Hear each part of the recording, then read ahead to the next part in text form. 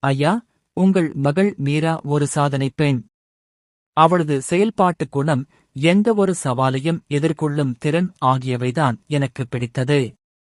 எங்கள் குடும்பத்தில் அவள் ஒரு பெரிய பலமாக இருப்பாள் என்று நான் நம்புகிறேன்.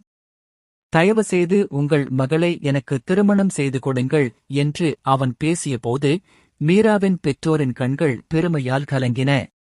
சிறுவன் அஜய் தனது அக்காவின் முகத்தில் மீண்டும் பூத்த இந்த மகிழ்ச்சியை பார்த்து ஒரு மூலையில் நின்றான்.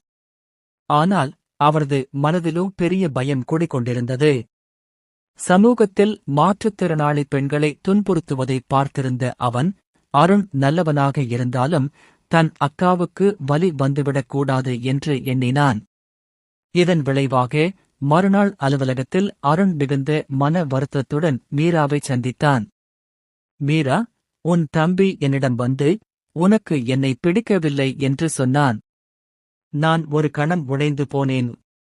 மீரா அதிர்ச்சியடைந்தாள். தனது தம்பி மீது இருந்த பாசம் அவளை மௌனமாக்கியது.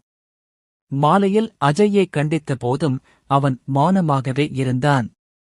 அவள் தம்பியின் இந்தச் செயலுக்குப் பின்னால் இருந்த ஆழமான அன்பையும் அச்சத்தையும் தான் மறுநாள் காலையில் மீரா கண்டறிந்தாள்.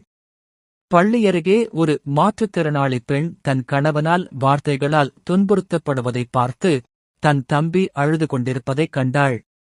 தன் அக்காவை யாராவது காயப்படுத்தி விடுவார்களோ என்ற பயம்தான் அந்தச் சிறுவனை அத்தகைய முடிவை எடுக்க வைத்தது என்பதை மீரா புரிந்து கொண்டாள்.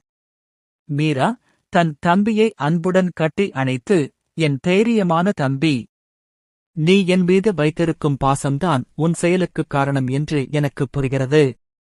ஆனால் நீ பயப்பட வேண்டாம். அருண் மிக நல்லவர். அவர் என்னுடைய மன உறுதியை போற்றுகிறார். அவர் என்மேல் அன்பாக இருப்பார் என்று ஆறுதல் கூறினாள். உடனே மீரா அஜயை அலுவலகத்திற்கு அழைத்துச் சென்றாள். அஜய் முன்னிலையில் அருண் பேசினான். அஜய், நான் உன் அக்காளின் உறுதியான மனதைத்தான் நேசிக்கிறேன். உன்னுடைய அன்பையும் பாசத்தையும் பார்த்த பிறகு நான் அவளை இன்னும் அதிக பொறுப்புடன் பாதுகாப்பேன். அங்கே அஜயின் உள்ளத்தில் இருந்த பயம் நீங்கியது. அருணின் அன்பான வார்த்தை